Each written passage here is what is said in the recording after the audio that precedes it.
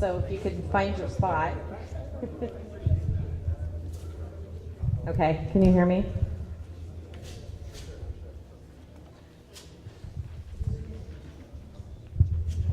Hopefully, yeah, I think we have plenty of chairs.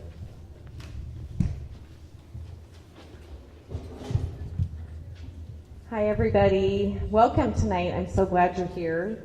I'm Jennifer Young. I'm the current chair of the Lentz Neighborhood Association Livability Committee. And we want to welcome you to our Lentz Public Safety Forum.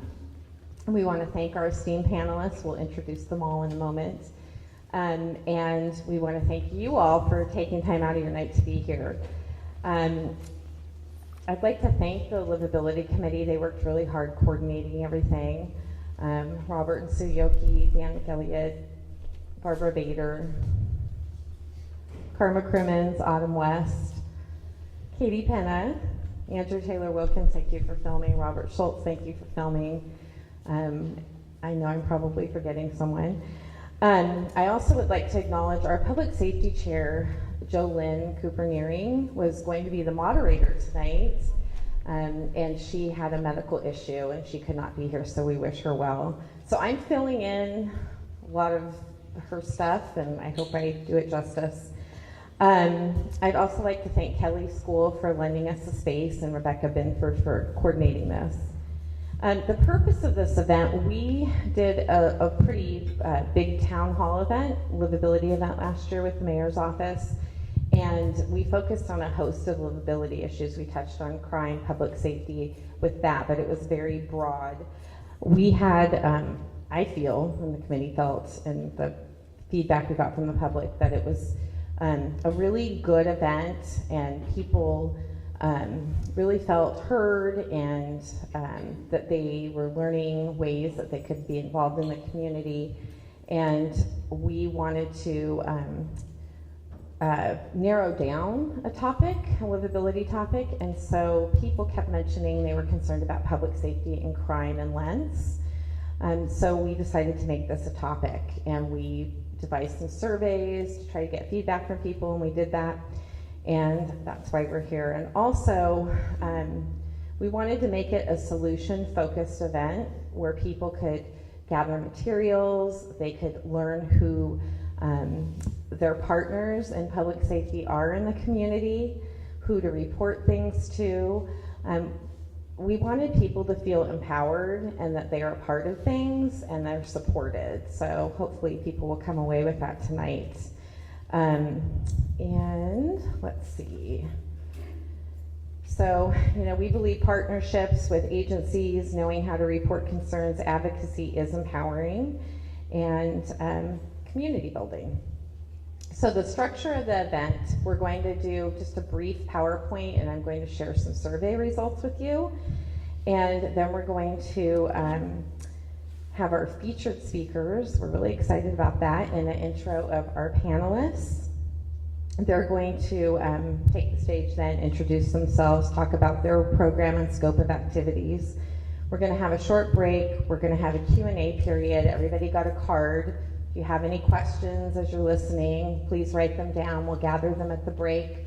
We are also live streaming tonight, so people will be submitting questions via the live stream for those who couldn't make it.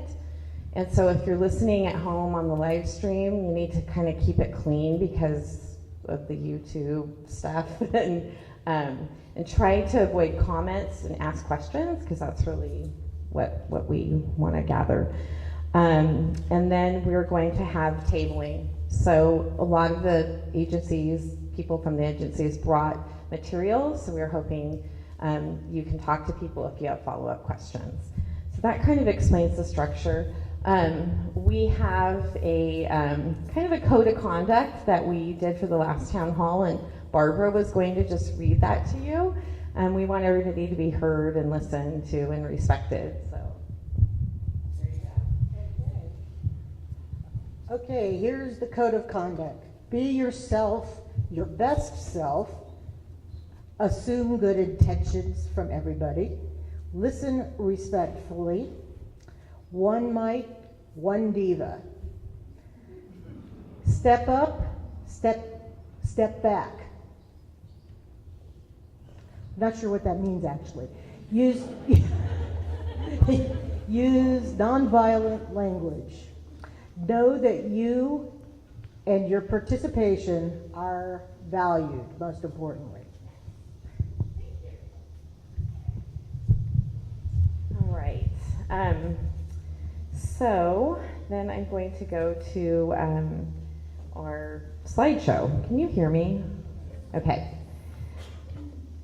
So we did a series of surveys starting last fall on social media. Once Neighborhood Association doesn't have a lot of money or budget or bandwidth to do big outreach, but we did do a lot of surveys on social media. And we've had am I blocking? I'm gonna have to move this. So we had a lot of people answer survey questions. Over 500 people responded to the surveys. And we asked people, have you been affected by crime in the past year? 70% of those people said yes. So that's pretty astounding that, 2/3 of people have been affected by crime. We asked people, has crime such as property theft, having your car stolen, bikes, tools, affected your livelihood? Almost half of people said yes. Does Lentz have enough police? 74% of people said no. And would you say Lentz is as safe as other areas of Portland? 69% of people said no. They felt that Lentz was not as safe. Dan? Oh, what did I do? Oh, there we go. Okay. So we also had a narrative section in our surveys where we asked people to write in solutions, things they thought would help improve public safety. And there were hundreds of responses, and we just condensed them into the top 7. Most people said more police, and they mentioned equity a lot of times, and I think with that, they were saying that in high crime areas, they thought more police should be devoted to the high crime areas. Lots of people talked about community policing, foot patrols, bike patrols, having police in the neighborhood. Our neighborhood response team does that, kind of that model. A lot of people mentioned a dedicated precinct. We had one years ago at Eastport Plaza. I think that was the Tom Potter days. Would that be right? Kind of around that time. I don't know if it, helped at that time, but people really seemed to like that idea. A lot of people mentioned enforcement of current laws, including auto violations. We heard this over and over and over again. I'm sure the police do too. People driving around with no license plates, no tags in motorhomes, that sort of thing. They wonder why they are not being pulled over, why there's an expectation that we have them and other people don't. Many people mentioned tent camping, feeling very unsafe, not knowing who's in there. They would like to see that eliminated. Timely cleanups, a lot of people mentioned just the trash, graffiti, the broken window theory, when things look like there's a lot of blight, it looks like an invitation to crime. Better street lighting, safety zones near schools and parks, more 911 non-emergency operators. People felt the wait times were really long. Services to target youth, mental health and social services outreach were also mentioned. So some good suggestions. Then we wanted to sort of compare people's experiences and perceptions with some data. This is from the Portland Police Bureau's statistics, and it ranks Lentz neighborhood as the second highest crime rate in residential areas of Portland. We are just behind Hazelwood. And if you look down the list, Woodstock, which is just about 1.5 miles away, they're way low at 68, and we're at 95. We're number 2 in car thefts in Portland. In a 12-month period, this was last year, I believe July 16 to July 17, 7,200 or more cars were stolen, and these are the top 5 neighborhoods. Hazelwood, Lentz is just right behind it, Powellhurst, Centennial, Montevilla, and you might want to note that Hazelwood is the largest neighborhood in Portland. Let's rank number 2 in crime, fire, and dangerous intersections in Portland over a 5-year period. According to this, the most crashes occurred at 82nd and Powell. And then this is from Oregon Live. It's a livability score. It gives our neighborhood a barely livable score, and we have an F in crime. And if you would look at other scores of neighboring areas, such as Eastmoreland, they have an 81. But so we had some community suggestions. People, basically said a lot of, we need more police, more foot patrols, concentrate on problem areas. Police maybe using a spotlight, shining at night on people. You probably do that, but police pull over and ticket cars with no registration or plates. Basically, we need more police. I'd love to see more of a police presence in areas known to be hot spots, even they were to park their car when doing paperwork. More foot patrols and ODOT enforcement on the MUP. We have a lot of MUP ODOT things. The MUP is a multi-use path. You're going to hear that term tonight probably a lot. It's ODOT property, and there's a lot of camps and criminal activity on the land. And added patrols, more money for our neighborhood response team, assignment of officers based on areas affected by crime. And then here's someone that I just wanted to read what she said. I live next to the MUP, it's a multi-use path, where I take care of my grandchildren. I don't enjoy taking them for walks because there are people living in tents along there. In the past 2 years, I found needles, half-eaten pork chop, 2 dead rats, and fruit missing from my trees in my backyard. There was a car that was stripped, abandoned, left for trash at the business next to my home. I've lived here since 1980 and raised my 9 children in the home. I'm sad to see people without a home, but I feel that Oregon provides a lot of chances for help. I'm elderly and feel threatened by people that have taken advantage of a poor area where many less affluent people live. So that was a sentiment expressed, a lot of people feeling very unsafe. So I just wanted to read what she had sent in. And with that, we would like to welcome our first featured speaker. We're honored she came out to lunch tonight. It is our Portland Police Bureau Police Chief, Danielle Outlaw.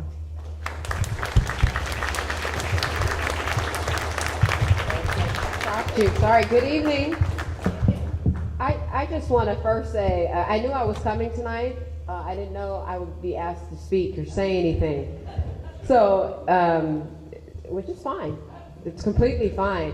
I just want to first introduce everyone that's here with me from the team. So sorry, I didn't know if you knew that I would put you on blast, but I do want you to stand up and be acknowledged because I want everyone in the room to know who's responsible for enforcement operations and prevention operations here in your neighborhood. So Assistant Chief Uehara, please stand. We have Captain Galladay, please stand. Lieutenant Pierce, please stand. Lieutenant Hurley, please stand. Officer Begoni, please stand. Sergeant Clyde, the mastermind behind it all, please stand. Please stand. So,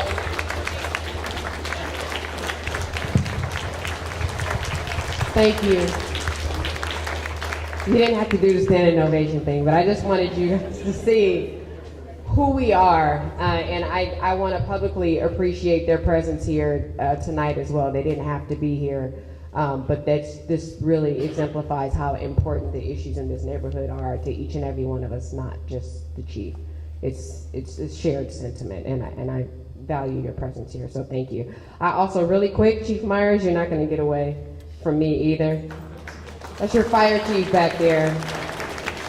And as many of you know, I got here, I started on October 2nd, and I'm still acclimating just to, a little bit of the difference in the governance structure here.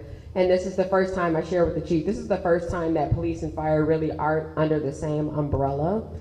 But I will say that from day one, actually before I got here, Chief Myers reached out to me and made himself available, and I really appreciate the fact that there really is a true, genuine, authentic desire to work together as a public safety entity.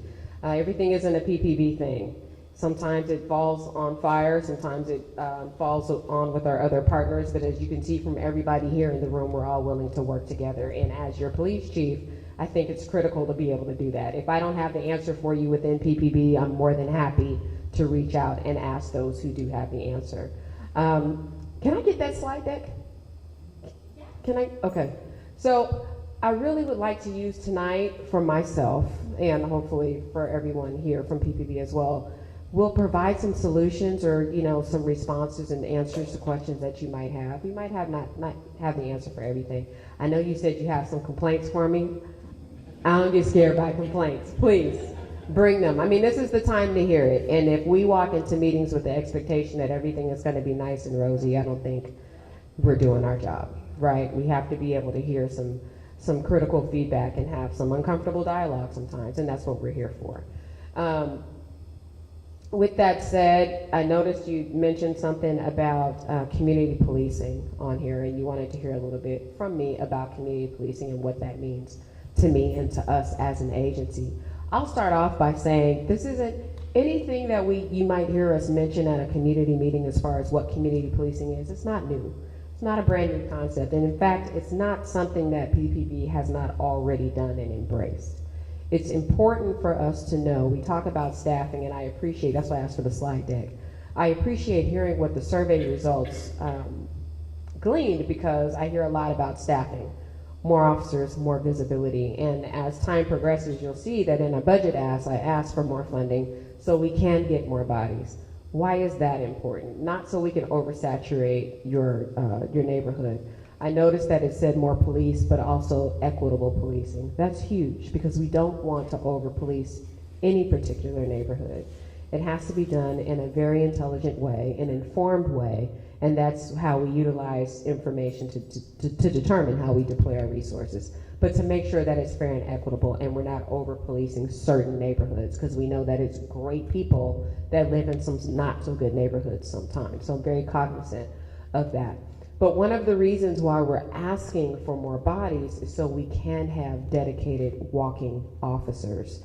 We know that it's not just about crime and crime prevention, but it's also about perception of crime. And if we don't feel safe, I live here in the city too, if we don't feel safe, regardless of what the crime numbers say, it doesn't matter. I get that. We all want to feel safe in our neighborhoods. So until then, until we get the bodies that we need, we're doing everything that we can to make sure that we multiply our footprint in a positive way. So you might see your regular officers getting out of their cars walking. You might see some folks out on ATVs every now and again. But it's to increase our visibility.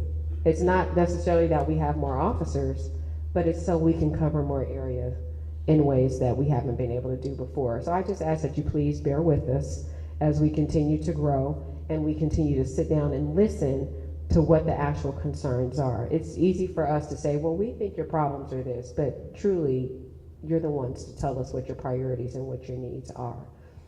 With that said, again, you might have heard me say this in previous engagements or remarks, community policing isn't a thing that we do. It's not, oh, I went to this meeting tonight, check the box, that's community policing. No, that's just a part of what our job is. Community policing is permeated through everything that we do.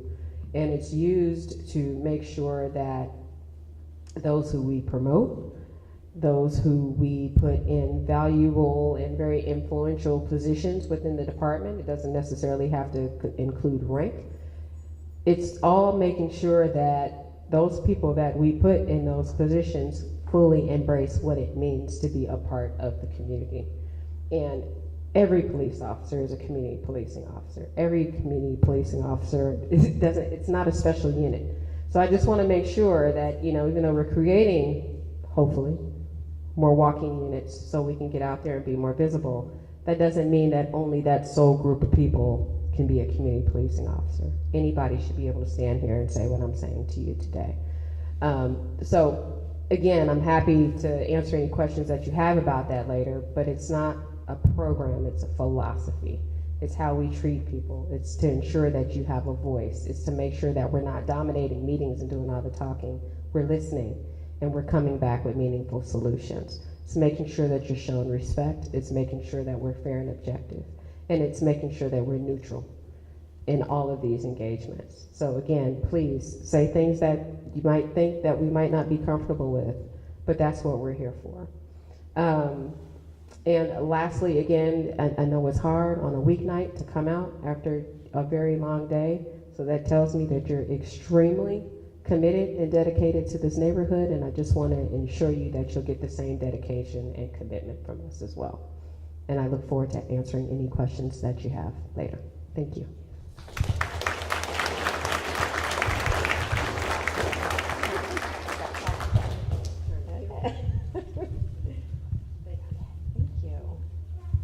Thank you.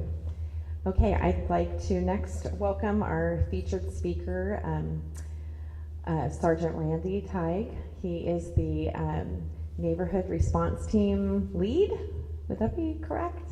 And really, we are so grateful for him and his team and what they've done for our community, and I'd just like to acknowledge that.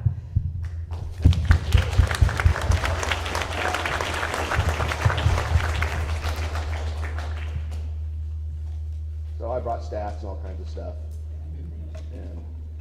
And the reality of it is we have been working pretty close together over the last year, and I frequently use Lentz as an example. And I was recently in a meeting, and I said, Lentz has been doing very well and doing these things. And someone from Lentz says, or a very close compatriot to the Lentz neighborhood said, can you tell us and them what that is?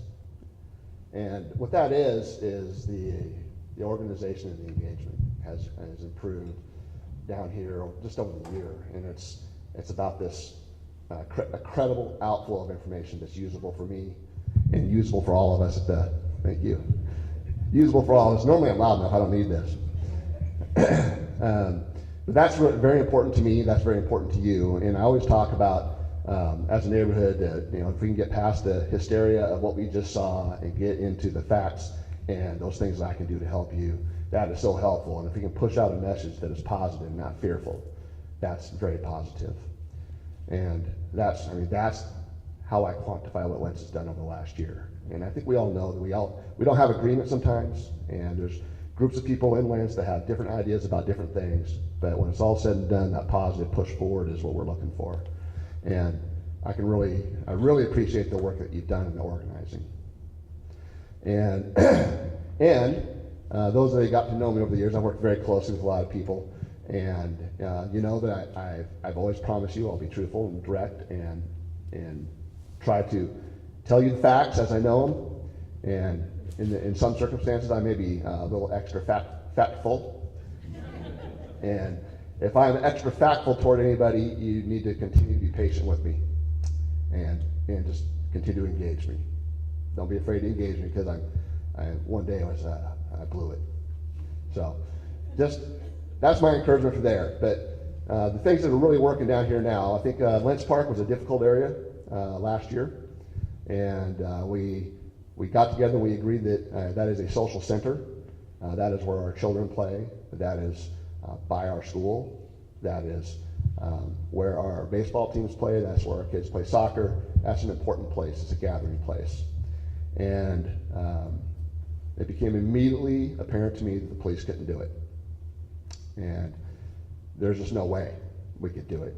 So we got organized down here. I got some folks that were willing to help out and engage and put aside their pride and really push forward with that grassroots piece that was important. And then what I was able to do is utilize our multidisciplinary team that the city has here. We have a very strong, able multidisciplinary team.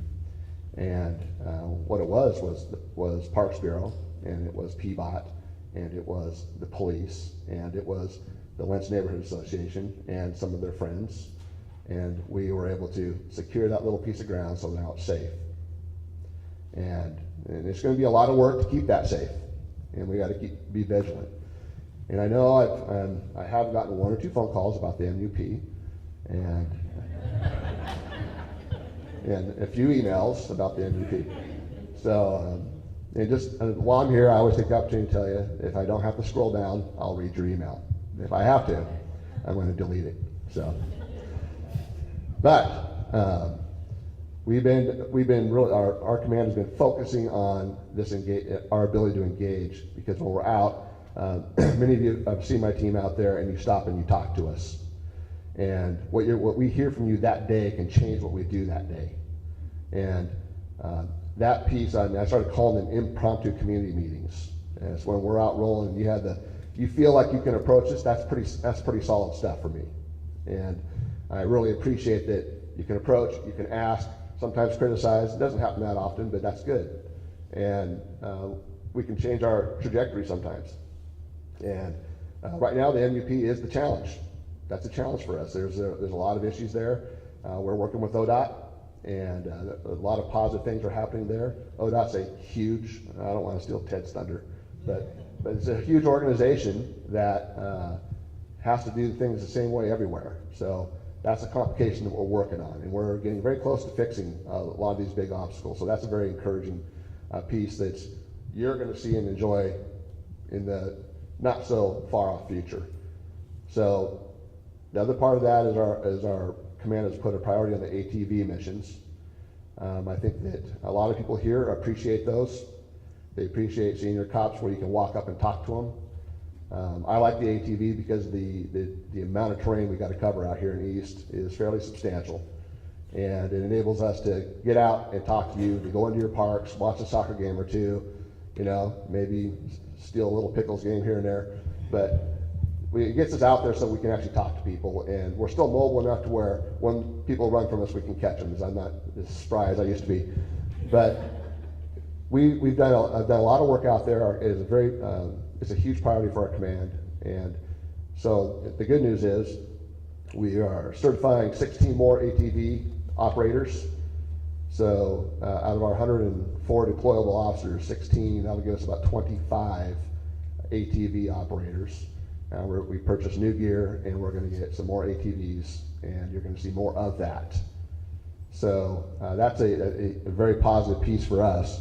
And I was asked about the MVP a time or two when I got here. So I'm going to just give you a little bit of statistical report on the MVP. And so coming in, I'm just talking about specialized patrols. I'm not talking about our routine stuff where we go out and just contact people from time to time, or when we get calls. But when we are on ATVs and we're rolling on that trail, on the Springwater and on the MEP, we've got 510 hours from July up to the beginning of December, 510 hours of patrol time. And we have made 76 arrests, and those are largely warrant arrests. That equals about 9.5% of all of our contacts. So 9.5% of all the contacts we made resulted in an arrest. So the reason I tell you that is that what that does is support what you see. So when you're telling me that we need to go out there, I know you're right. And we're going to get our rear ends out there, and we're going to do it. And so that's so important from my perspective that I can trust you, and it's super important that you can trust me. And in a class I just gave, we talked about, someone said, well, I trust you, but I don't know about this other officer or this. And this is what I would ask, is that if you can develop enough to where you can get to where you can trust me, even if you don't like me, okay? Because I mean, there's people who don't like me, believe it or not, in this room. So, so the thing is, I will always be truthful with you, and I always push forward for you. And you don't have to like me, but you got to engage me, you got to tell me the stuff you need to know, and I always try to earn your trust. And I would hope that if you trust me, you can trust that the officers that I send out to work in your neighborhood, to work with me, you can trust them. And I hope that we can get to that point. So those are the big things I just want to talk about, and just say thank you for the support you've given me and the hard work you've done.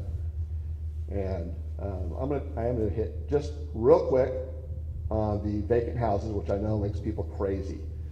And so I've told some of you this already, but your East NERT team, there's 5 counting me, we are managing 400 vacant houses. And there's probably 300 to 400 more that we haven't started dealing with that you're going to find for us, and you're going to tell us about them. And then we're going to do what we do with them. And it's different than it's a kind of a semi-new thing, because when we secure these things, we secure it so they can only get in one area, and it's where you can watch. And then your job If you don't do your job, I can't do mine. You got to watch it. And when they show up, you call us. We'll come out. And what that has done for us is it's enabled us. I'll hit a couple really quick ones. As I noticed up there, within 3-block radius of where these houses are, if I get the cooperation from the neighborhood and if we get that treatment in place, we're seeing 50% reduction in vice calls. We are seeing a 40, I don't have my glasses on, so hold on a second here. They all look like they say 100% reduction. Okay, so 42% reduction in burglaries, which I think is a very, very important number. And the other one I thought was interesting is when you consider the scope of the problem, a 29% reduction in stolen cars. And that's 29% of a large number. So those things are important to neighbors, and the scary people calls, they don't go down quite as much. We got about 15% reduction in reports of people that make you feel uncomfortable. But it's a reduction, right? So that's a good thing. But those ones that, as a police officer, that are scary for me, burglaries are scary for me, okay? I don't want people going into your homes. And that's getting that reduction down. There's a, I told many of you we're not doing the drug house thing, we just don't have the resources, but when it's really bad and I have no other way, that's what we're gonna do, all right?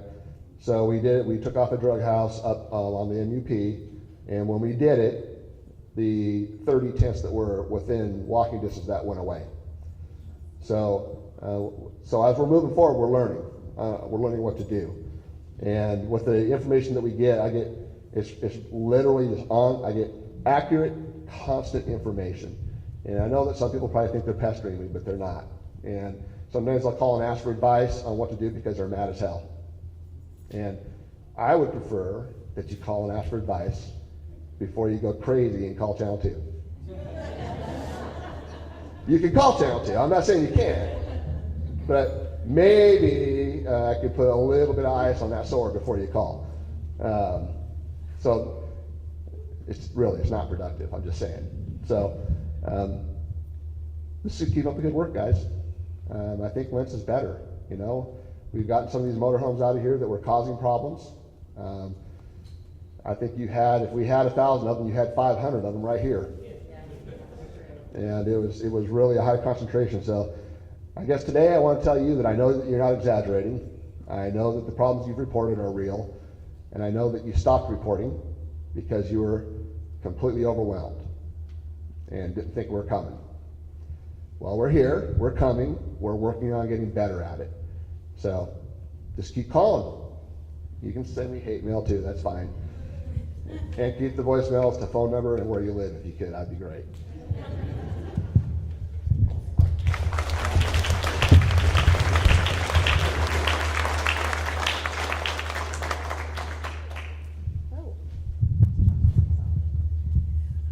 Oh, thank you so much. That was wonderful. So we are going to ask our panelists to come up on the stage, and I know we have our helpers here, and I have to thank Michael Collins and Robert and Sue Yoki that helped set up all the sound and everything else. Big shout out to you all.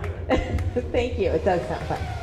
Okay, so yes, thank you. So we're going to have our panelists come up, and they're going to introduce themselves and kind of talk about their role and scope of activities. So when they move, you can find your name and.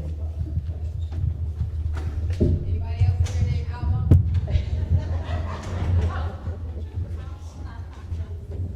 Testing. Testing. Testing.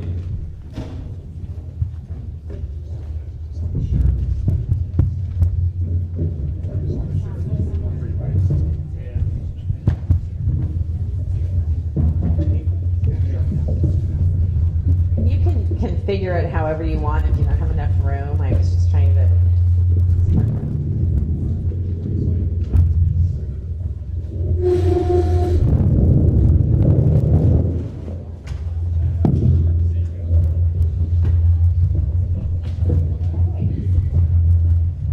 All right. I guess we can start on this end, and we'll start with Jeremy and just talk about your program a little bit. And Okay, start waving your hands wildly if I'm taking too much time, because I can take all night, and I'm kind of long-winded that way. So I'm going to try and be concise. My name is Jeremy Van Kuren. I work for the Portland Bureau of Emergency Management. We are also your neighbors. Our Emergency Coordination Center, half of it is in Lentz.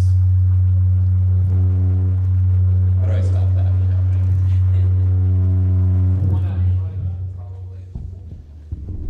Okay, how's that? I think it's going to happen again. All right, it's unstable. So, I am in charge of the Neighborhood Emergency Team program, and that's why I was invited here today. For those of you who don't know about the Neighborhood Emergency Team program, what we do is we have a, let me back up a little bit. We know that in the event of a disaster, between 90 to 95% of all the people who are rescued by their neighbors. They're not going to be rescued by any of the folks that you see up here. They're going to be rescued by you.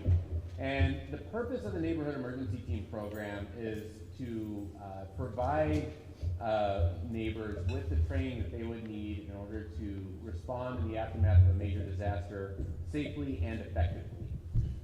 So we have a basic class that runs for 30 hours, and in that class you get, we teach you about basic search and rescue, disaster medical triage, radio communications, disaster psychology, the essential skill set that you would need. This class is offered for free. My next one begins on March 3rd, and it's going to be at Madison High School. So for those of you who are interested, I put information on the table over yonder, and if you go to this link, which is portlandoregon.gov/net, then you can learn more about our program and also sign up for the class. You can also email me. It's net@portlandoregon.gov. The other thing I want to mention, though, about our programming is that, I think something the city doesn't do particularly well is break through its policy silos.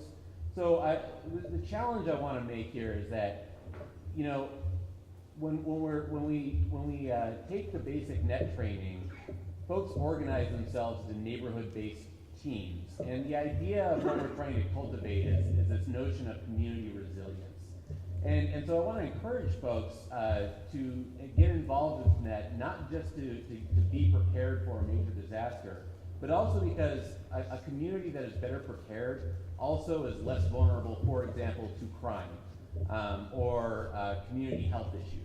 I mean, that's something that we know that we have quite a lot of data on. And so when we're talking about becoming part of the Neighborhood Emergency Team program, I'm really not talking about only getting prepared for a disaster, but also strengthening your community and this notion of community resilience. And we've got our partners that we work with on that. We work when you take a basic net training, you find that your instructors are Portland Fire and Rescue firefighters mostly, and so it's a great program.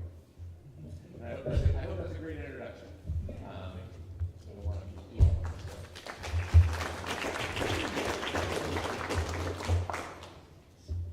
Good evening, everyone. I'm Ronan Etchley. I am the evening shift partner. Can everybody hear me now? Okay.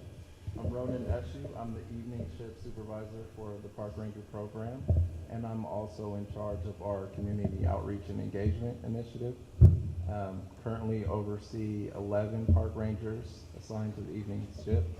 Kind of the biggest update I have tonight is we got a lot of public requests for why there weren't more park rangers in the evening shift that were assigned to East. We took your request back, and happy to announce that starting February 18th, so the end of this week, we'll have 5 park rangers assigned to East in the evening shift to answer livability issues in the parks. That's it for my introduction. Good evening. Everybody hear me okay? All right. My name is Mark Wells, and I work for your city's crime prevention program. A lot of familiar faces out there. It's good to be back in Lentz. I was the crime prevention coordinator in Lentz almost 4 years ago, so it's good to be back. In the crime prevention program, if you don't know, we have 9 crime prevention coordinators that are assigned geographically, and they work with you individually or collectively on long-term chronic nuisance problems. My job, I'm one of 2 citywide positions in the crime prevention program, and I do all of our community organizing projects. The main one is, and what I'm here tonight to talk about, is Neighborhood Watch. I've been with the crime prevention program since 2008, and I have never seen the amount of neighborhood involvement, advocacy, and passion for getting together to know their neighbors, to work with their police, to work with anybody and everybody that'll help them address these issues. We're starting about 60 to 70 new neighborhood watches a year. We just actually hired another crime prevention coordinator that is doing trainings 2 times a week. So we've kind of doubled our capacity. To give you an idea, last time, summer last year, I was booked out about 3.5 months. So if you were to call me and say, Mark, I'd like to start a neighborhood watch, I would say, I'd give you a date 3 months, and I'd say, how does that sound? And most people would say, that sounds terrible, because the problems are happening right now.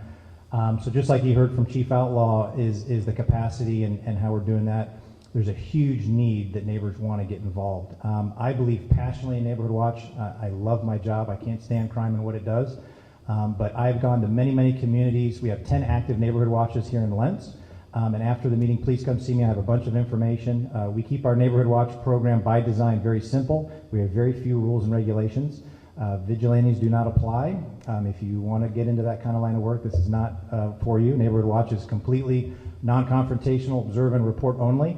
And my job when I come out to your individual block, or Cassandra, my colleague, we come out to you at your convenience, at your schedule, give you about a 2-hour training, and it's your whole public safety system in the city of Portland and Multnomah County.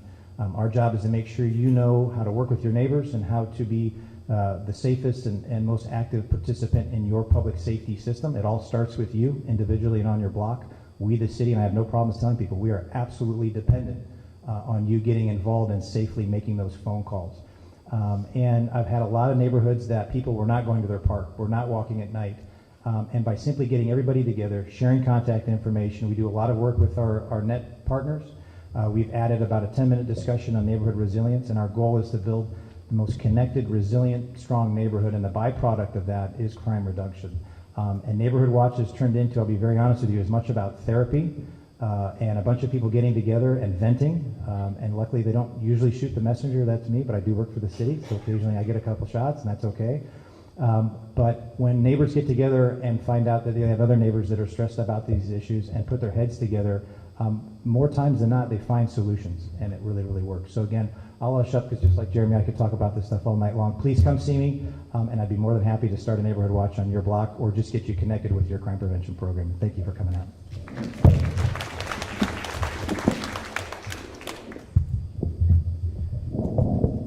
Hi, I'm Megan Greenhour. I am a supervisor at the Bureau of Development Services in code enforcement. So we enforce the property maintenance code in the city of Portland on your behalf. And I specifically manage a small group of senior housing inspectors that are referred to as EDPEP, Extremely Distressed Property Enforcement Program. You may know them as zombie homes. So we're talking about those vacant homes that are then reoccupied by folks who are not supposed to be there, or the original owners or tenants are not following the rules and impacting the neighborhood. And so we work closely with the NERT teams across the city, as well as ONI, the Office of Neighborhood Involvement, crime prevention groups. And what we do is take further action on those code enforcement cases. So the cases that have extreme amounts of crime and livability issues associated with them, we take them to a code hearing, and our intended purpose is to vacate the property most of the time. In some cases, we also demolish the property. So we're here sort of as that Band-Aid fix for situations that get out of hand and are hard for the police to address. We help out by enforcing our city codes more strongly in those situations, and then we manage those properties afterwards and keep them secure and keep them cleaned up. So I'm happy to chat with anyone that's interested in that, and also have information also about the RV occupation allowance. That's a recent change to our code. So if you have questions about that, I'm also here for that.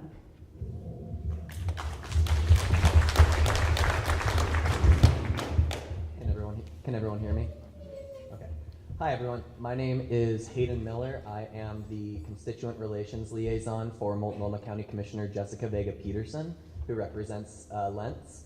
Our district, just to give you the details real quick, our district goes from 39 Cesar Chavez Boulevard all the way out to 148th. The commissioner actually lives in the Hazelwood neighborhood, so she's experienced very similar issues in her own community and talks about that a lot that we've seen in Lentz. And then we go from I-84 down to the county line, so it's like a big block and encompasses most of southeast and East Portland. I'm here today representing her. She had a prior commitment and wasn't able to make it, and I'm really excited to take your questions. Also, let me know if I talk too quickly. I'm a fast talker, so just let me know. And the commissioner really has three big priorities that I think affect everybody in our community, and those are first and foremost tackling our homelessness crisis and our crisis of affordable housing. We know that homelessness and the issues that can arise because of it come from an intersection of several issues, including the lack of affordable housing, our ongoing national opioid epidemic, and especially with the lack of resources that we've received from the federal and state government to deal with that crisis, and a lack of resources to address mental health issues in our community.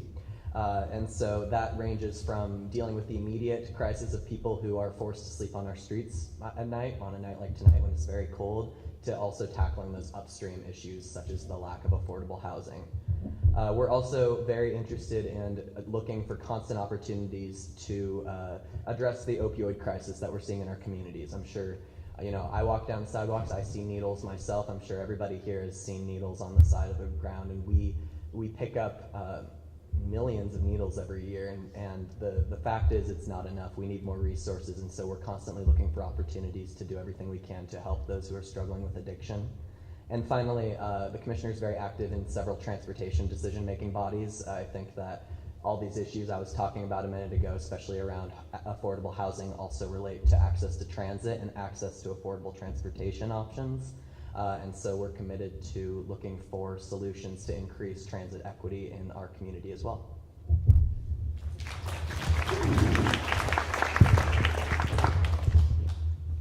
Hi everybody, my name is Paul Lewis. I'm the Multnomah County Health Officer. I'm part of the Health Department. It's the largest department in the county by quite a lot numerically, and it's got three giant divisions within it, all of whom have the motto of healthy people in healthy communities, which sounds trite, but it's actually a pretty deep statement when you think about it. The healthy people we address through a very large primary care, dental, and school-based health center system. We have 33 clinical sites and nearly 900 employees working in that area. We also have a mental health and addictions division that works as part of the statewide system, as part of the Medicaid system, and providing services for those with severe and persistent mental illness, almost all of whom are in poverty as well. And then finally, the public health division, which is really about the healthy communities piece, clean air, clean water, safe food, prevention of spread of disease, immunization, things like that. Again, one of the livability issues that is pretty obvious to everybody is the issue with discarded syringes. And I wanted to briefly just give you two pieces of information about the syringes.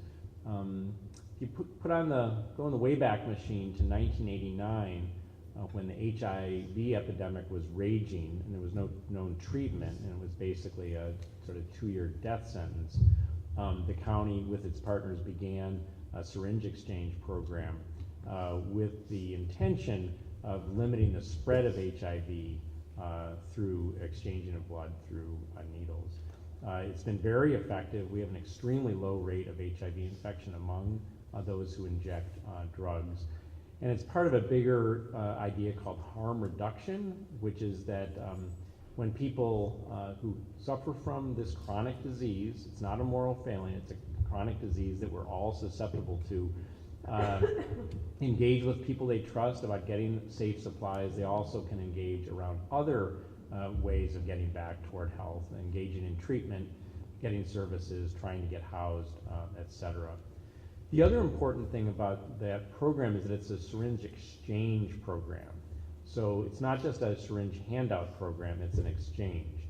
And again, we just ran the numbers for the last 5 years. We've actually collected and disposed of more syringes than we've distributed. So again, the waste management issue is there and it needs to be addressed. We're actively working with multiple other jurisdictions to come up with better solutions for that. But again, I did want you to know that it's a huge effort and a huge cost to us to actually safely dispose of all the syringes that we get back. I'm sure there'll be some questions about that. I'd be happy to address those.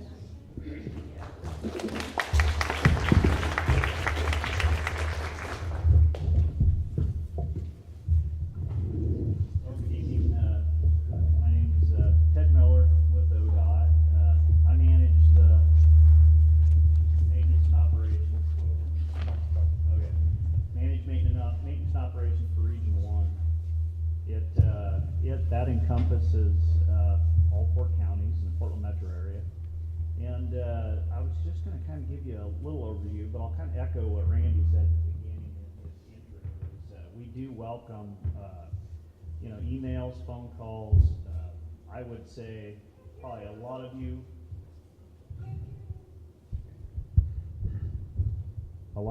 is that better? Okay.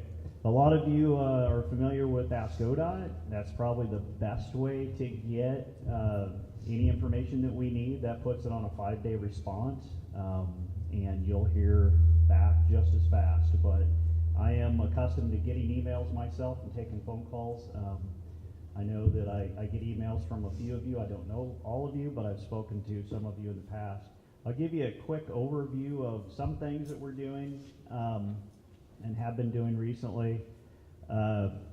We have signed areas of prohibited activities and no trespass areas that we work with our partners on, as well as take care of ourselves. We have installed some new trespass signs on the MUP, specifically targeting areas for safe routes and transit. We hope that that is making a difference. I'm hearing that's making a difference, and we're going to continue to target different areas around the whole city. Not only, like I said, 4 counties, so we have a huge area. A lot of the things that we do in Portland, we are sensitive to because they cause ripple effect across the state, because as Randy said, it's a large organization, so we need to be very careful about the decisions we make. But we're here in the communities, we want to make a difference. ODOT crews now, we have a crew that works 410s Monday through Friday. But the good news is we do have a contractor that we are in award for right now.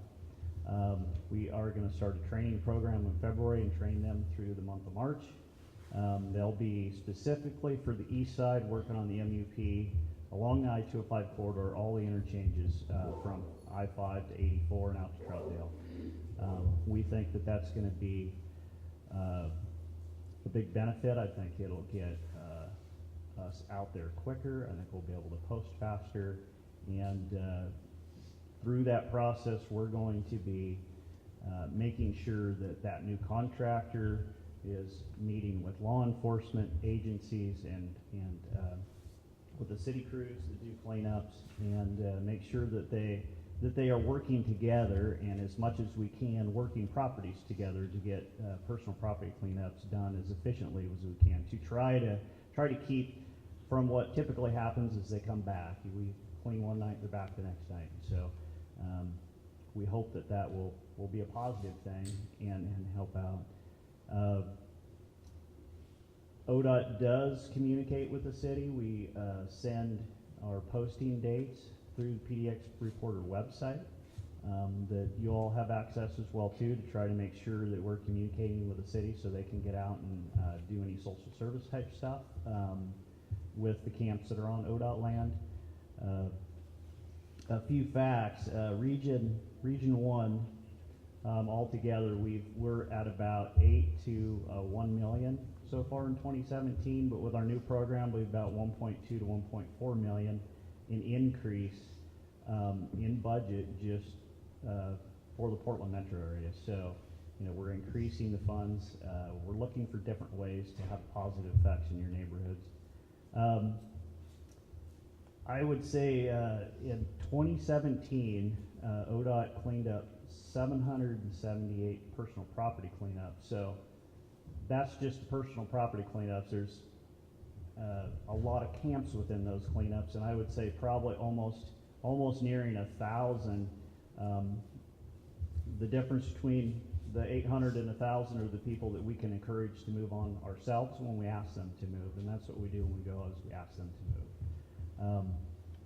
I would say in 2018 those numbers will probably increase. We see a lot of returns in tents and camping, and so we hope that we can be more effective.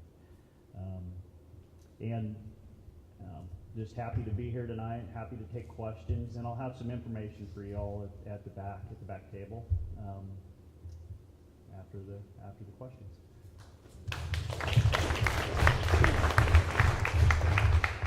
Good evening, everyone. Apologies that my voice is a little bit scratchy. I'm glad that it wasn't yesterday because I had no voice at all, so this would have been kind of rough.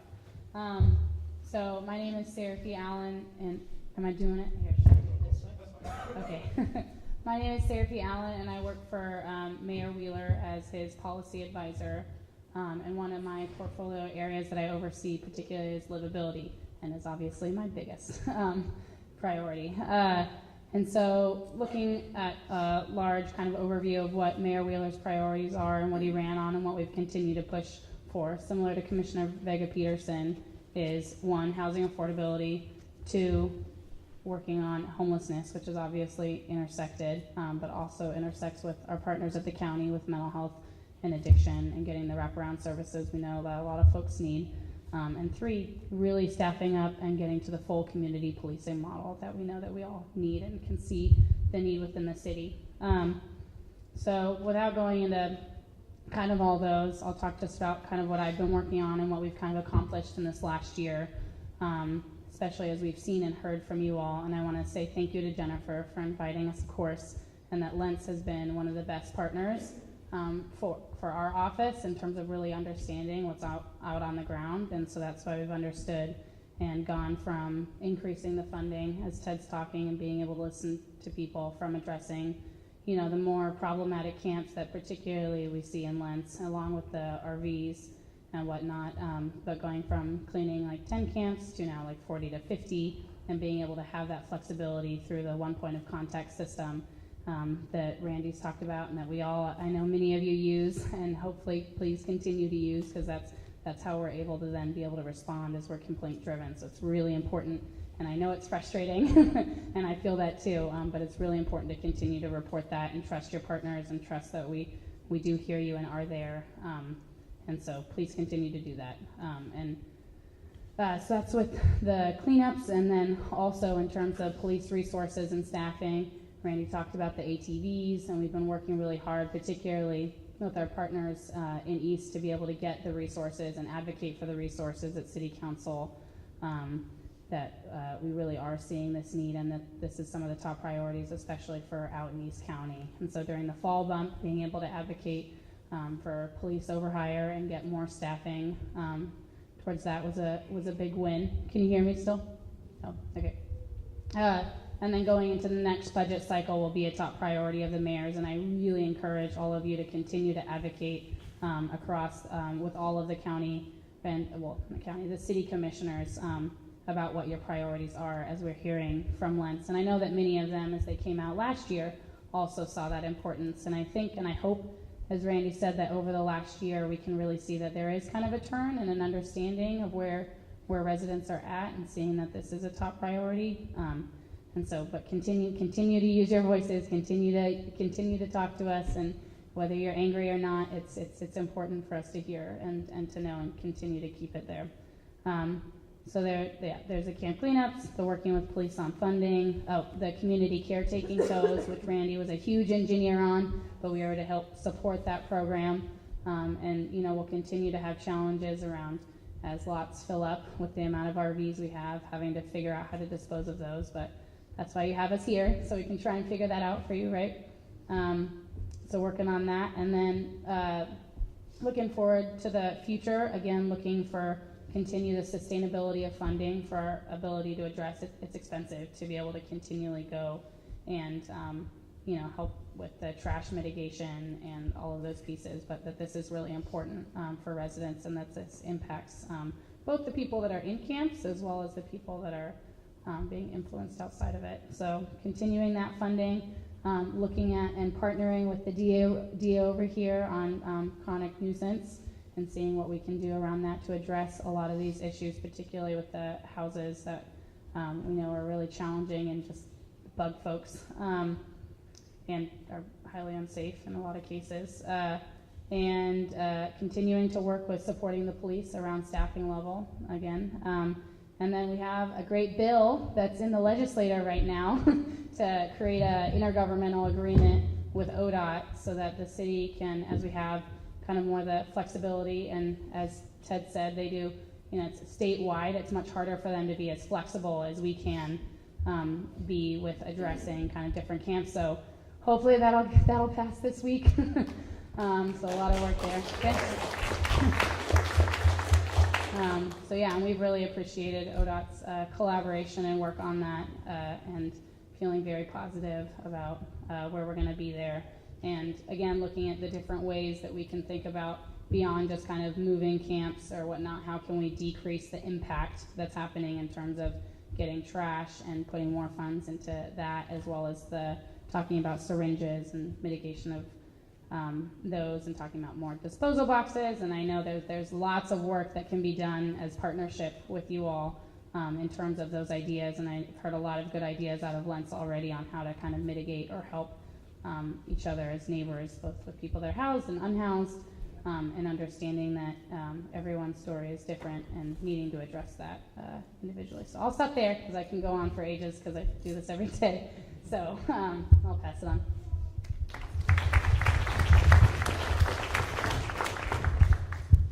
Hi, my name is Kelly Burris, and I am a Deputy DA with the Multnomah County District Attorney's Office, and I'll be brief since there's two of us up here. But I am the neighborhood Deputy DA assigned specifically to East Precinct. And so what that means is that my main office is actually located out at East Precinct. I share office space with Sergeant Tighe and the neighborhood response team.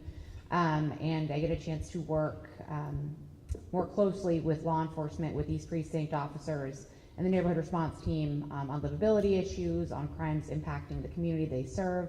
In addition to that, I get the opportunity to come to meetings like this and make more personal connections with the people of the community, with the people served by East Precinct, to really hear what your concerns are, and just try and make sure that we are doing the best that we can for all of you.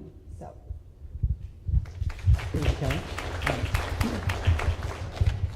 Good evening, ladies and gentlemen. My name is Nathan Vasquez, and I am a Senior Deputy District Attorney with Multnomah County, and I supervise the neighborhood unit. And Rod had asked us to come here tonight because one of the biggest parts for Rod is access to justice. And he wants the community to know that he sends his deputies out to be in the police precinct because we want to be able to connect both with the community and make sure that if you have questions, we're here to answer them. And then the other big part that Rod, Mr. Underhill, really stresses is that he wants us to partner with law enforcement agencies, with community partners, and with the everyday citizen. Because a big part of our job is to make sure that, yes, we do the cases, we do the prosecution, we do our absolute best to put the individuals that need to go to prison, that they go there. But we also want to work extremely hard for those other individuals that maybe have lost their way to find solutions where they can get to a better place in life and stop impacting the livability that you guys feel every single day. And so a big part of our job is to make sure that we're being smart in how we prosecute cases and working closely with our partners as a whole, all the way down the line here, to make sure that we are coming up with any possible strategy out there to improve what you see in your lives every day. So we appreciate the opportunity to be here and to chat with you and connect with you tonight. Thank you.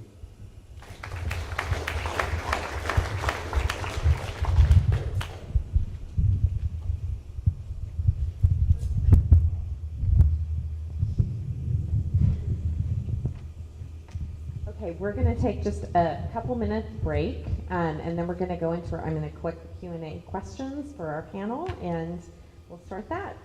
So there's water if anybody wants any water, and just maybe 5 minutes so we can gather the questions. Yeah.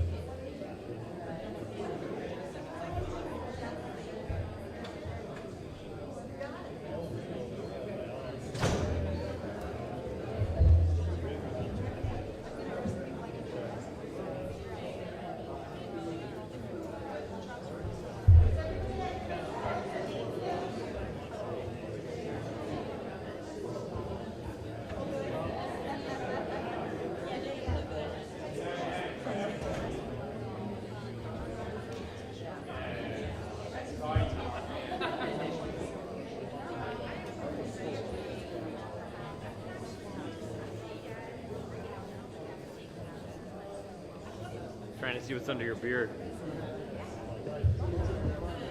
Yeah.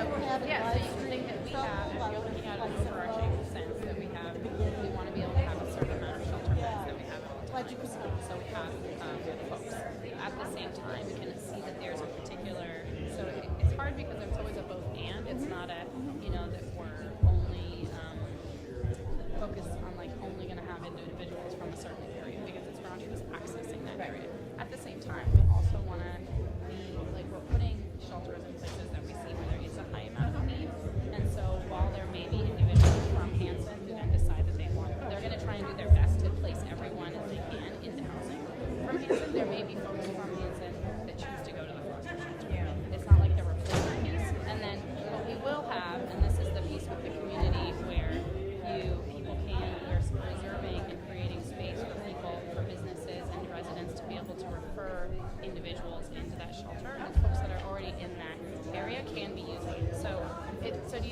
explain how it's done? Yeah. So it'll as the so it hasn't been completely solidified yet. We haven't even had our first steering committee meeting yet. Yeah. So in a couple of the different meetings, they've like mentioned it, but it gets lost in the translation. But their TPI transition project has a 24-hour phone that they're going to be having that people can always answer, and then and there's a way that you can, or particularly with the business community, since it's mostly there's the residents in the back, but exactly, and so we're really hoping that folks will invest in the shelter in the sense of using it as a resource for when they're having someone that's an issue or seeing someone that might want to use that they'll be able to refer them. Yeah. Your assessment that more shelter resistant. I mean, and that's part of the challenge is that piece that people people either don't want shelter in general because they're envisioning that the people that are most shelter resistant are going to be in that shelter. Most of the time, it's not. It's the folks that are wanting to turn their lives around, that are wanting to get help, and that are struggling on different levels. And so it doesn't mean there's not no challenges. And that's why, and we talked about this at the Foster Business Association meeting, and so it was a really nice dialogue because they were like, okay, but what happens if you, there's folks that you then kick out of the shelter, where are they going to go because they're causing a lot of issues? And so we have kind of different populations, particularly along the MUP are those populations that are very service resistant, that are engaging in high crime, and we know that they're cycling in and out of kind of our criminal justice system because we can't hold people longer than and so there's a really great police program which I meant to talk about called the Service Coordination Team, and it was designed for police to be able to use it when they've had contacts with over 100 times with someone. You have to be not the worst of the worst, but you have to be. I'm not but you have to be a chronic, a frequent flyer is what we call them. And so they are placed in jail, and right now myself and another team, Nelson and I, as a advisor, we're attempting to try and get the resources to expand it to the east side because we think there's a lot of frequent flyers out here. It's already in place in Old Time Chinatown. So they have that placement, and so. But what we're kind of finding, is one, it gets go to the max. It's expensive because we're taking people immediately from jail and saying, we're going to give you housing, we're going to give you services, we're going to give you this, we're going to try. And it has a really great, it's 84% recidivism rate, meaning that once people go through and they complete the program, they are 84% successful in not getting repeated, right? It's amazing. I don't know why I'm not doing it. Oh yeah, go ahead. So anyway, so we're trying to invest in that though. So I want you to so there's the different populations with different targeted services that we're trying to do, and shelter is one of those, but not the only one. Go ahead. The local area primary intense stepped up at the meeting, higher barrier shelter. Yeah. That's still up for discussion. That still is, right? Yeah, so with the steering committee, they'll have an opportunity to talk about what they're talking about. I'll be really honest, Ted doesn't know what anybody's talking about. Okay. High barrier versus low barrier. What he meant was population. So often there's a lot of terms. He meant population. Let's talk. I think also what he meant was let's have a dialogue around how can we make this shelter work for you. What low barrier really is. I think the biggest piece that people tend to focus on is around whether people are active drug users or not. Pretty much. And so but people are not allowed to use inside shelters, and it gets to that piece where we can only use shelters where people are required to have security. It means that we're going to have all those people that aren't out in your neighborhood. Right. But the point about if it is a very low barrier shelter. Okay, so I'm going to ask everybody to kind of sit down. I have a lot of questions. Some of the questions are sort of similar, so I'm going to just kind of condense them.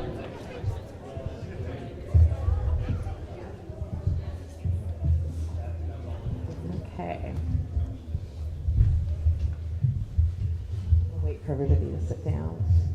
Okay, so this one, I'm going to start with ODOT. So you could probably answer this. I'll just read what people wrote. The crime that spills out of the camps on ODOT properties is severely affecting those who live nearby. We frequently have cars parked in front of our house to access the camps and have reported suspicious activities hundreds of times. The camps under 205 overpass near Springwater have been there for 8 weeks, growing daily, dumping huge amount of trash. Please help us. So that might be police and ODOT. The other one was, this is directed towards ODOT and PPD. So in case of failure of the bill, is there a way for PPD or the city to take names of those in the no trespass area and trespass them? So if they return, they get arrested?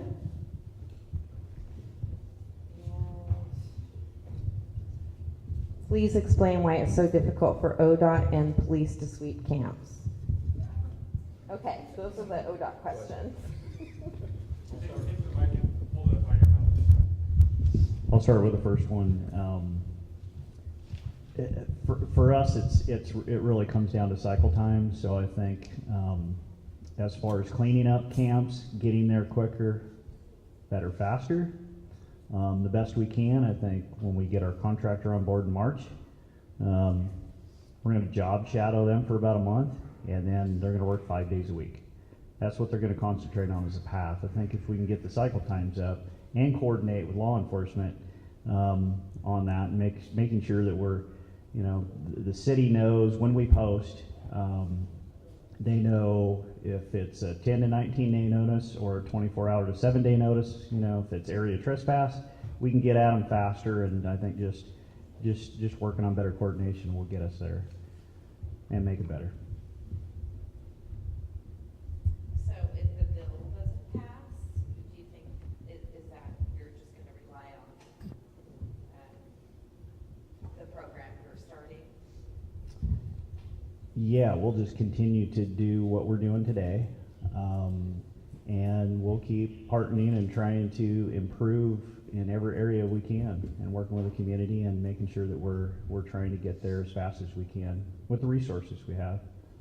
So maybe the police can help answer about trespassing on ODOT property. If people continue to disobey the no trespassing signs in those zones and keep setting up and doing illegal activity, can they be trespassed from the area? Yeah, and then I can speak to So for the short answer is yes, okay? But I want to make sure that you understand the scope of the situation. If I go and I arrest a guy for trespass, it will have no net value on the impact of your neighborhood right there at that time. Because I can't take his tent, I can't take his place, Ted can't take it, that's where he lives, or she, and I take him to jail, and the cycle time is about 4 hours, so he's going to be right back. So the net gain for you is small, and very small. So what we're trying to come up with is strategies that get people out, and out to stay out. And so we focus on more serious crimes. We focus on things that will get a person in jail maybe for a week or 2 weeks and out of your face. And so like for example, the 76 arrests, every one of those guys sat in jail for days, in weeks. And I can go out and make the trespass arrest. The short answer is yes. And but as a supervisor, I can't have an officer out of service for 4 hours on an arrest like that, and then the guy's back out in that tent before my guy's done doing the paperwork and the transports. It's just not. This doesn't make good sense, and it's just the nature of the system. So what we're doing is we're focusing on the real offenders, the guys that are really causing problems, that are causing actual safety problems for you and your children and your families. And those are the guys we can get out, and we're focusing on, because we have the resources to do that. There are those that are problematic from just from that civility piece. That, do I feel comfortable having someone, when I look out my living room window and they're 5 feet from my house? Okay, I get it, and we're like Ted said, we're working on getting to voluntarily move, and there's some cooperation piece there. But I always want you to understand the reality of the situation is we are not going to make them disappear off the earth. And we have to. I actually tried to trespass a guy off earth, didn't work. So I'm just saying, that was just last week actually. And But if we can get shelter beds, then the equation starts to change. When we have a place for them to go, the equation changes. But as long as there's not a place for them to go, we are somewhat hamstrung, except for those guys that are actually dangerous. Yeah. And can you hear me? Okay, good. I'll piggyback on that by saying this is a much larger issue. I know we're here to speak specifically about your neighborhood, but what we're discussing right now is a discussion that's being had by myself and a lot of the partners here at the table as it relates to livability. The challenge, and I don't like to say, no, we aren't, no, we can't, because we don't have this, that, and the other. Where our role is to see what we can do within the parameters that we have available to us. So if there are short-term solutions, mid-term solutions, and long-term solutions, we're making sure that we're looking into everything to make sure that we can provide something. With that said, since I've gotten here, we've been meeting with partners at the city and county level, because the challenge, the very real challenge for the PPD is this. We can cite and release, the person is still there, right? Problem's not abated, going back to the sergeant's point. We can transport them, take them into custody, and we meet with the sheriff regularly. The sheriff can say, you know what, I do have capacity today. But the question is the person really truly getting the services that they need? And now we've touched this person and put them in the criminal justice system when they probably need some other sort of wraparound services. Then you follow it up and say, okay, they get the services that they need right then and there, but then they have to leave at some point. Once the immediacy has been addressed, they're released. Then it goes back to the question of housing. Do we have housing for them? So it's a lot bigger than the short-term need. We can do what we can to enforce right then and there, but when you turn around and see them 4 or 5 hours later, or maybe even the next morning, it really goes to the actual true crux and root cause of the issue, which is why it's so important and momentous that everyone is here at the table. And we've been meeting for the last 2 weeks with the county partners to address just this, because we can only, and I used to use this example because I did it when I was little. I don't like peas, right? So I used to think I would fool my mom by pushing the peas around on the plate, making her think that I ate some, but I didn't. The same number of peas are still on the plate. So we could arrest and displace the problem, but what we really need to do is sit down and focus and strategize with the people who have the influence and authority to do something about it, to make sure that when we do put hands on someone, meaning they come into contact with us, that there's follow through and it's not just the short term. So I am currently advocating on behalf of that right now with our city and county partners, and hope to have something to report out soon. But this is an active and ongoing conversation. I just want you to know that we're not telling you we can't do it, sorry, bye. But behind closed doors, this is what we're actively working on.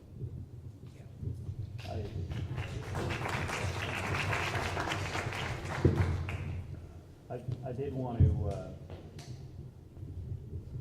to address Randy's comment about tents, because that might bring up some question about when they do an arrest and the tents are there. Basically, ODOT settlement agreement, which is statewide, still requires a posting. So it would be the appropriate posting for the area that they're camping in. And so it's all around personal property. That's not, it's not the settlement agreement like the city has. It's more people oriented. And so with that process, that's why those tents stay there, is because it has to be posted properly to our settlement agreement. Jennifer, do you mind if I say something really quick?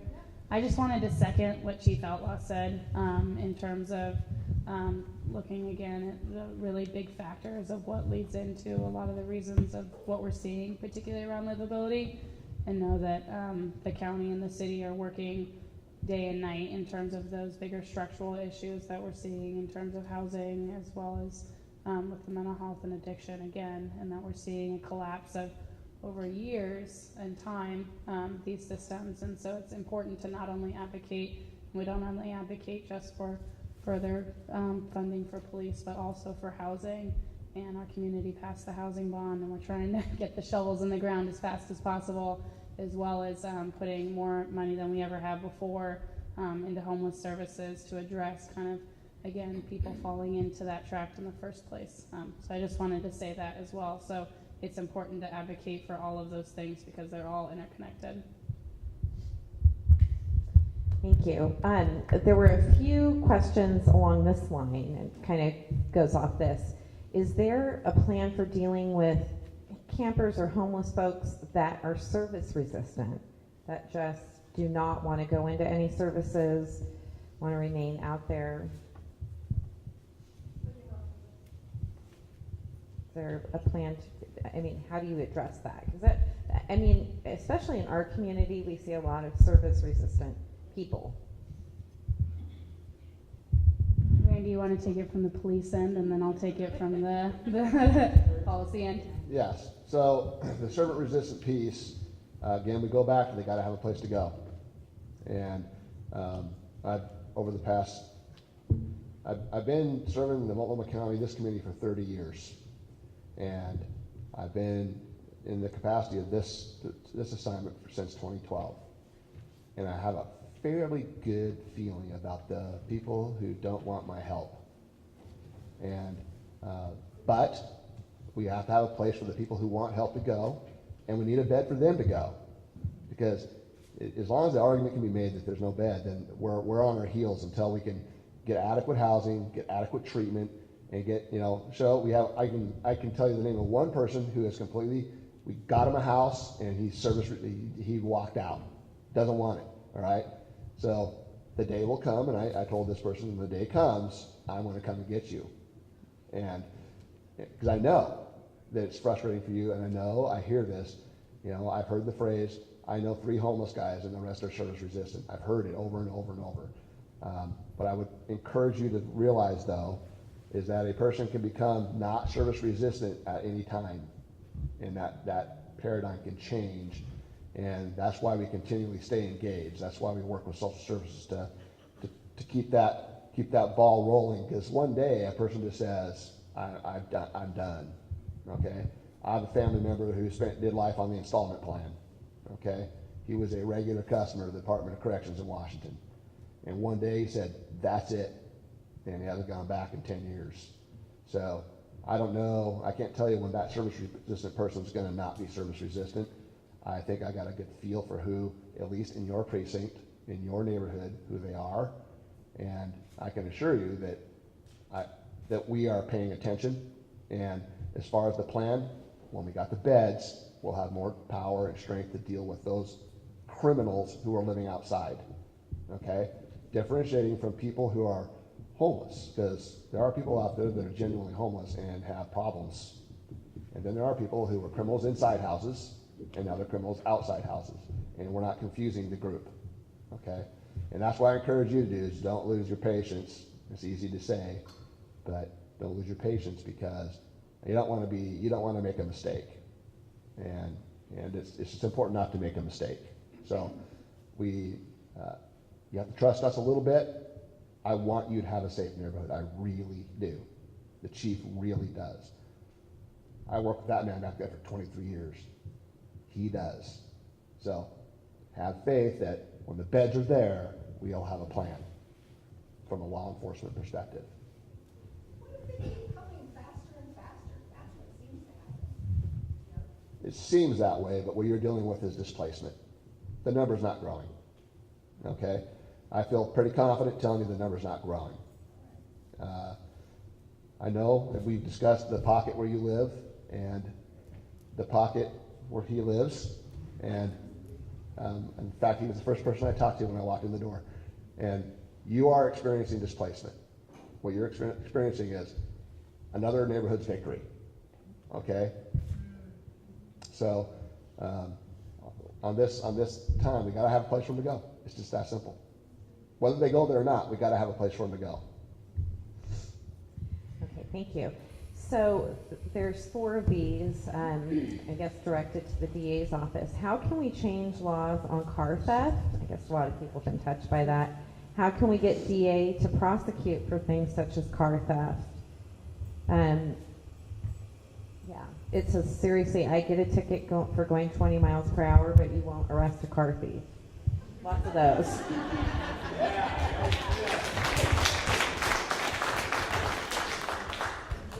Well, I guess I'll be the one to field this. So first of all, absolutely frustrating. Totally understand how much that the car thefts have really skyrocketed and been a huge issue.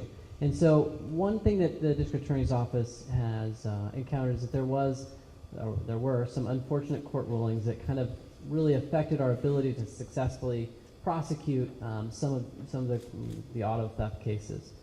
But I want to tell you that right now we've been working on a bill in the legislature to help change that, because it is something that we know affects your livability on a day in, day out basis. And so that's one approach. The other approach, which the neighborhood deputies have in particular been working with the law enforcement officers with, is we have certain individuals that unfortunately they're the ones that just steal car after car after car, and they are just really, they hammer our community. And so we look at those cases with a particularly close eye. We pull those cases together, and we are specifically trying to go after those individuals that are really deeply affecting our community. So the neighborhood deputies are taking those cases on, and we've had success with that, and we will continue to do that.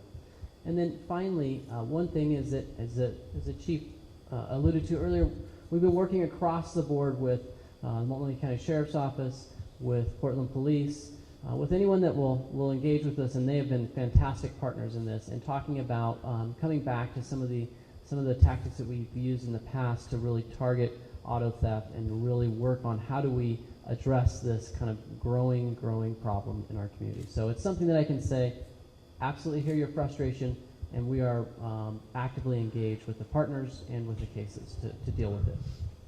Thank you. These are all kind of similar, and they're asking the police chief, how do you plan to persuade the county to fund jail, police, the DA?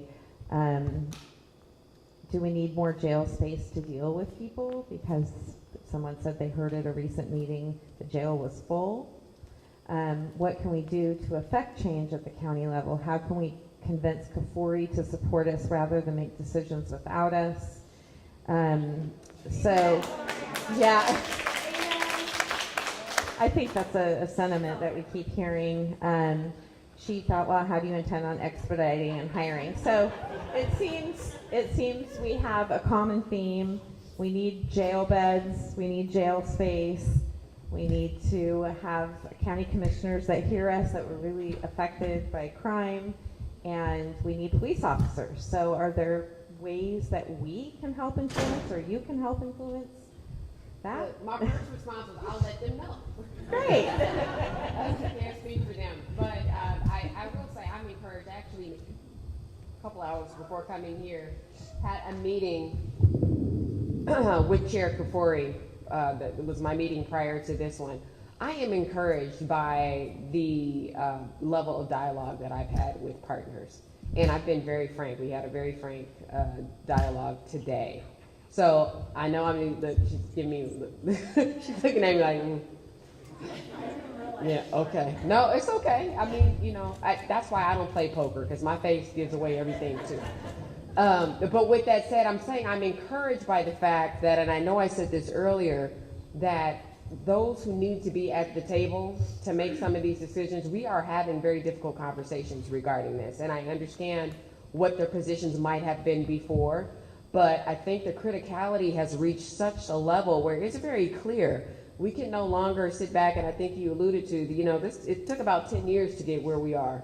And everyone across the board at the county level here at this table understands how important this issue is.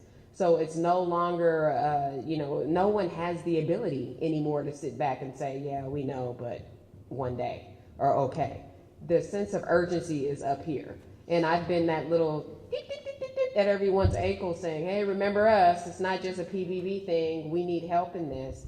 And, we need folks to step in their particular lanes or areas of authority. So I don't have a full answer to that, but I want to make it very clear that I've been at the table since I've gotten here, advocating on behalf of communities, on behalf of PPV, and again, making it clear that we are only a small part of this. Sheriff Reese, he knows what his challenges are, and he has absolutely no problems in speaking out and saying what the issues are as well. So I'm encouraged by that, and the fact that people are willing to have these difficult conversations as opposed to kind of sitting back and just saying, well, you know, we'll talk about this now and then leave the room and say, yeah, it'd be great if we had X, Y, and Z. I'm actually hearing what the true issues are in the meeting, and that's what helps us. We don't know what we don't know. So I will relay the message and let them know what you said. Yeah. Thank you. Can everyone hear me? Okay. Part of the question was, how can we contact the county? How can we influence the county? You can talk to me. So, as I said, Commissioner Vega Peterson represents you at Multnomah County. We're actually the only local official in the city or the county which is districted, and so whereas all the city commissioners are elected citywide, you have a specific representative who represents you at the county, alongside her counterparts, with the other 4 commissioners and the chair, or 3, excuse me. So I have business cards. I'm happy to pass those out. I'll also just very quickly plug myself. You can email me at any time, district3@multco.us, or give me a call at 503-988-5217. Every single contact I get goes into a database, which the commissioner gets regular reports on. We meet with Sheriff Reese and our law enforcement officers frequently, and we always want to hear your thoughts and comments on how we can best be representing you at the county. Thank you. These are some BDS questions, and they all kind of go together.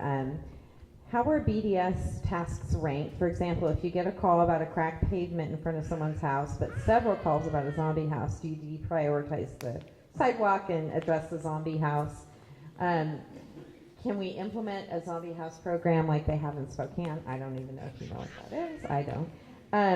And how do we get zombie houses fenced or zombie businesses fenced?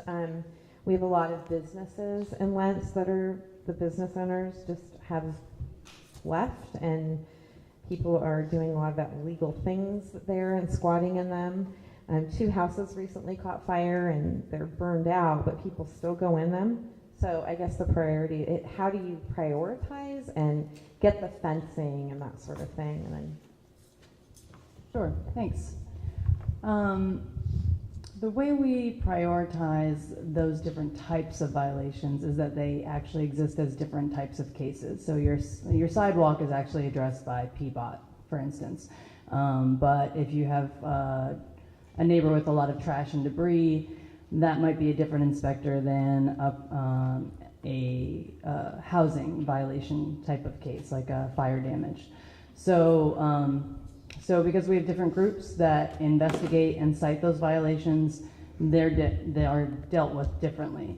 In regard to the zombie house cases, those are addressed by one specific team of senior housing inspectors, and they all work underneath me. So you can address me directly. My cards are on the table.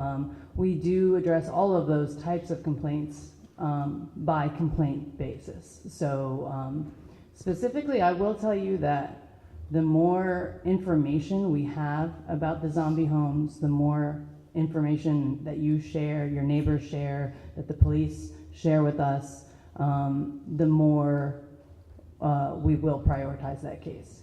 So it is, on some level, a squeaky wheel gets the grease, because we do prioritize our cases for that EdPET program based on severity. So if we have a house that has no water service, that's a code violation that we address within the EdPET program. So if it has no water service and no electricity, then it rises up on our prioritization list. If that case also has an officer from the NERT team calling us, asking us if there's something that we can do about it, then it goes even higher. If that case is next to a school, it goes even higher. So those are the types of ways that we prioritize the zombie homes in particular. I would say that at this point in time, those are the only cases that we look at with that level of prioritization.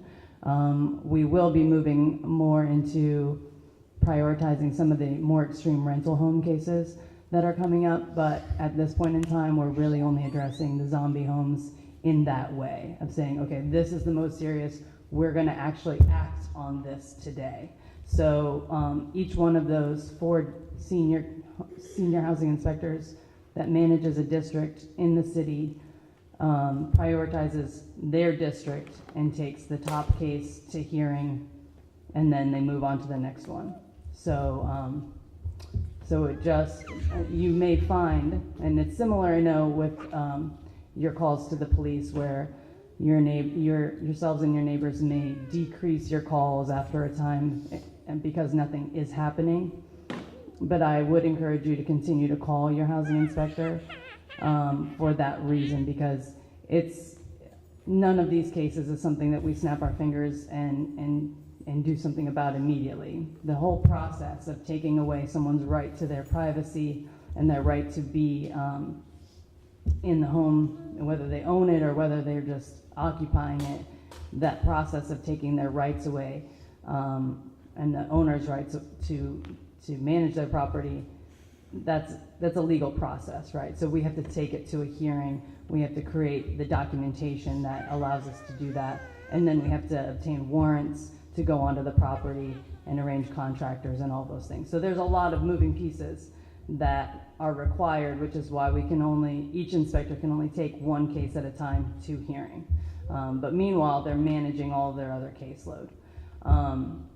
So that's the answer to that question. What was the other question?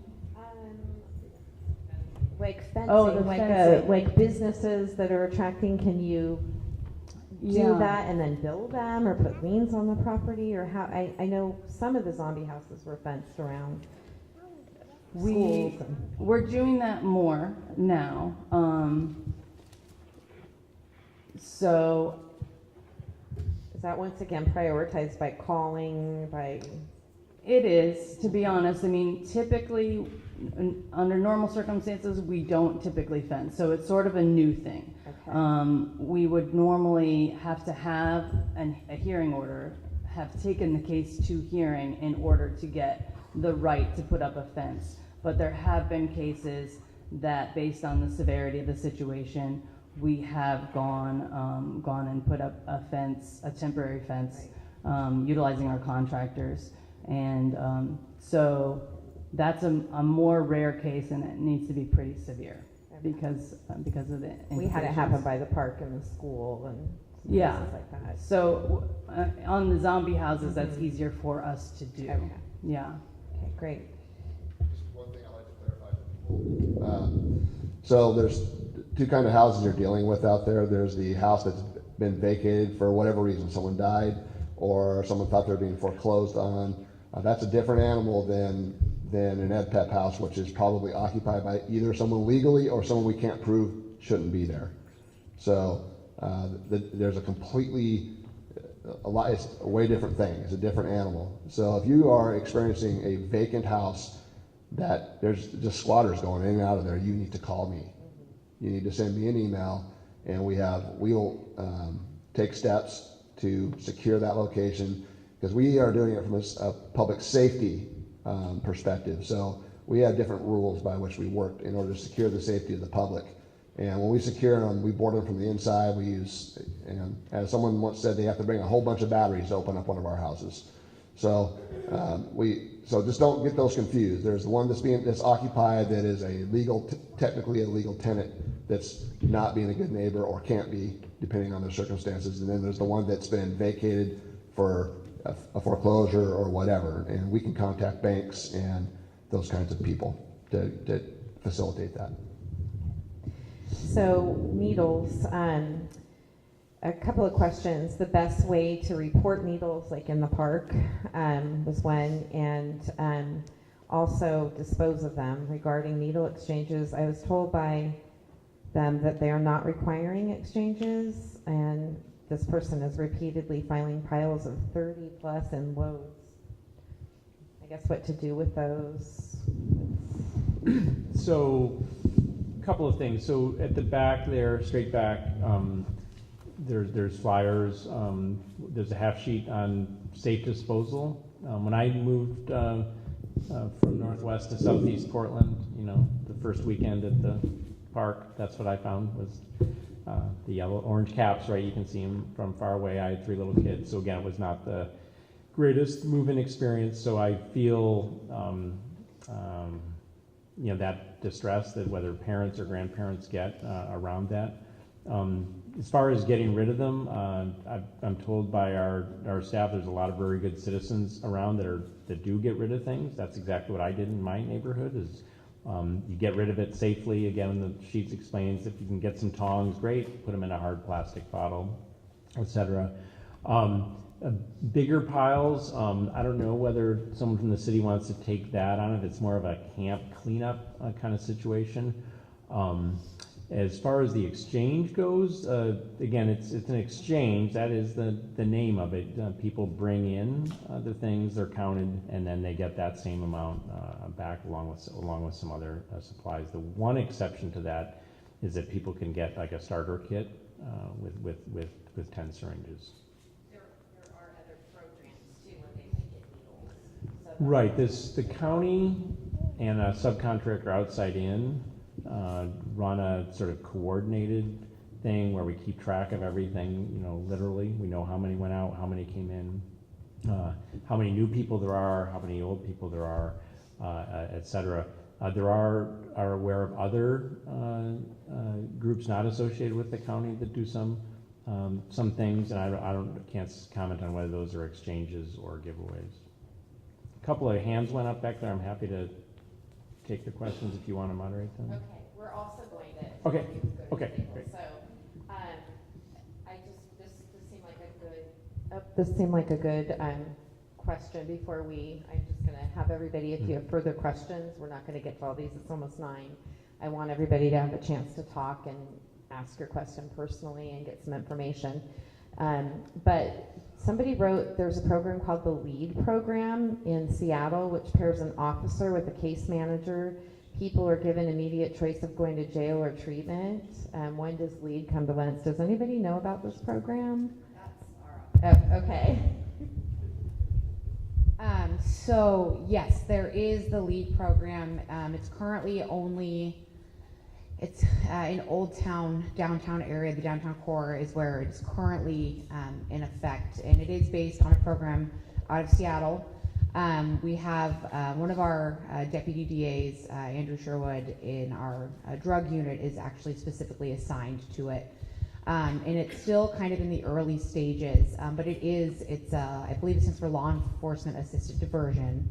And depending on kind of the circumstances of the police contact, the person's criminal history, there are a couple of different routes it can take. Some of it is where instead of actually an arrest, a person is taken directly to treatment if they're willing to do that, with the expectation that they engage.